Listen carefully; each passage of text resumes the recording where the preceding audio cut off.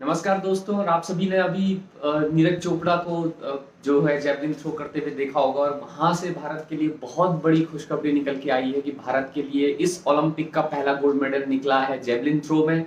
और साथ ही साथ एथलेटिक्स में या ट्रैक एंड फील्ड में जो है भारत के लिए ये पहला मेडल जो है ओलंपिक में होने वाला है। और इतने सालों का वेट करने के बाद ये मेडल अपने आप में बहुत खास है। और हर एक जो एथलेटिक्स में जो इवेंट करते हैं जो बच्चे, और जो आगे आने वाले टाइम में जो भारत में जो चीज़ें स्पोर्ट्स को बूस्ट अप करने के लिए, मुझे लगता है कि हॉकी के बाद ये एथलेटिक्स का इवेंट बहुत मायने रखता है अपने आप में। मैं अगर बात करूं आज के मुकाबले की, आपने देखा होगा कि भारत के जो नीरज चोपड़ा है उन्होंने पहला ही जो थ्रो था वो बहुत बेहतर प्रदर्शन उसमें किया। और पहले और दूसरे थ्रो में अगर आपको बताऊं तो 87.03 और 87.58 का जो बेस्ट था उनका, 87.58 में उन्होंने वहीं पे फिनिश किया है और टॉप में रहे हैं और गोल्ड मेडल हासिल किया है। और उनके जो मैं आपको बताऊं कि पहले ही दो जो थ्रो हैं, इसी वजह से उनका ये उस प्रदर्शन से ही वो ऑलमोस्ट गोल्ड मेडल के हकदार हो गए थे। बीच में थोड़ा बहुत कुछ ऐसी चीजें थी, क्योंकि छह जो है वो थ्रो लगभग अटेम्प्ट मिलते हैं एक एथलीट को फाइनल में। छह थ्रो एक एथलेटिक्स एथलीट करता है, लेकिन उन सब चीज़ों में जहाँ पे भारत भारत को एक अहम बढ़त चाहिए थी, एक अहम मेडल चाहिए था, वहाँ पे नीरज चोपड़ा ने हमारे लिए जो एक आखिरी दिन के रूप में आज टोक्यो ओलंपिक में था, उसमें नीरज चोपड़ा ने फिनिश किया है गोल्ड मेडल से। तो ये अपने आप में बहुत खुशी की बात है। आप सब लोग देख भी रहे होंगे इस वक्त नीरज चोपड़ा पूरे एथलेटिक्स ट्रैक पे घूम रहे हैं भारतीय तिरंगा लहराते हुए। तो ये बहुत बड़ी खबर, इस समय बहुत बड़ी अपडेट है। और भारत का आज का दिन और इस टोक्यो ओलंपिक का सफर इस गोल्ड मेडल के साथ समाप्त होता है।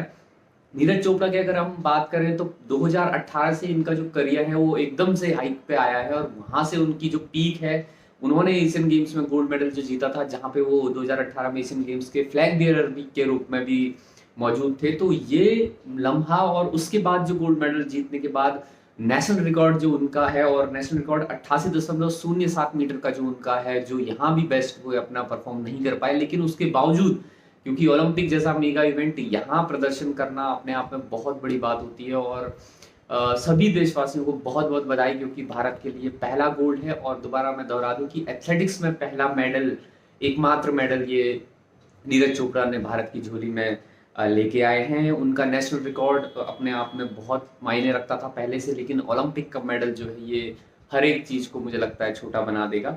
उनके जो कोच हैं यूए होन होन जो हैं जर्मनी के, वो भी, उनके भी नाम जो है बहुत सारे रिकॉर्ड्स हैं, और वो लगातार नीरज चोपड़ा के साथ 2018 के बाद से बने हुए हैं। उनके बारे में भी हम आगे आने वाली वीडियोस के बारे में बात करेंगे। अगर हम बात करें नीरज चोपड़ा की, तो वो इस समय आर्मी में हैं और सूबेदार के रैंक पे हैं। आने वाले टाइम में मुझे लगता है और जो है उनको अपग्रेडेशन वहां मिलने वाला है। और इस एक बड़े लम्हे को मुझे लगता है हर एक भारतीय इस समय एहसास कर रहा होगा, क्योंकि मुझे ऐसा लगता है कि जहाँ पे मैं बार बार आपसे कह रहा हूँ कि एथलेटिक्स एक ऐसा इवेंट है, और ओलंपिक में सबसे बड़ा इवेंट के रूप में आप मान सकते हैं कि ट्रैक एंड फील्ड में सबसे ज्यादा एथलीट्स जो है वो पार्टिसिपेट करते हैं। वहां पे भारत की तरफ से फिनिश करते हुए, और last day for India in this Tokyo Olympics, we are here in with gold. अगर हम बात करें तो 7 ओलंपिक मेडल, अभी थोड़ी देर पहले बजरंग पूनिया ने भी जो है ब्रॉन्ज मेडल का मैच जीता था।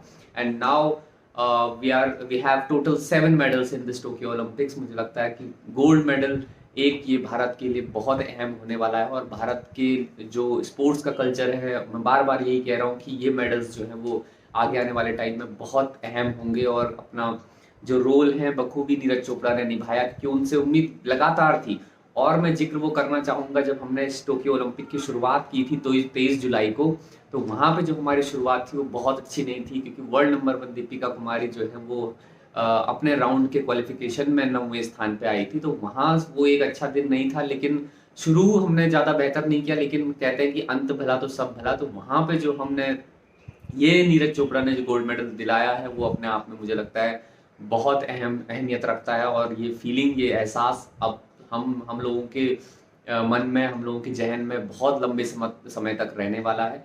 तो यही चीजें मैं चाहता था कि आप इस समय जो है ये चीजें आपसे शेयर किए जाए। और वो पहले ऐसे एथलीट भी हैं, मैं आपको बता दूं, जो कि वर्ल्ड टाइटल में जहाँ पे ट्रैक एंड फील्ड में अंडर 20 की बात जब हम करते हैं तो 86.48 का वहां पे भी उनका रिकॉर्ड है। और वर्ल्ड जो अंडर 20 जूनियर रिकॉर्ड है वो भी नीरज चोपड़ा के नाम है। तो इस समय सबसे बड़ी उपलब्धि उनके लिए ओलंपिक गोल्ड मेडल है। और 23 साल महज जो है 23 साल की उम्र में उन्होंने ये कामयाबी हासिल की है। तो ये अपने आप में बहुत बड़ा अचीवमेंट और बहुत ज़्यादा मैं कहूँगा कि भारत के लिए खुशी की बात है।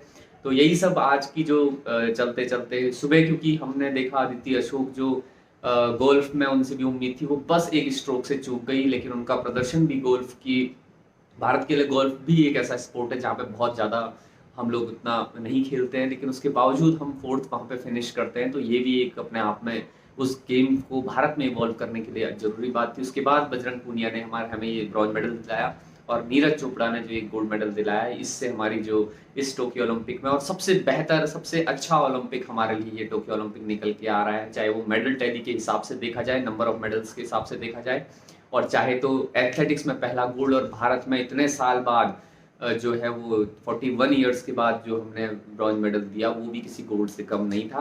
तो ये सब बातों को लेते हुए मैं आप लोगों से इजाज़त लेना चाहूँगा। कल हम फिर मिलेंगे। बहुत बहुत धन्यवाद।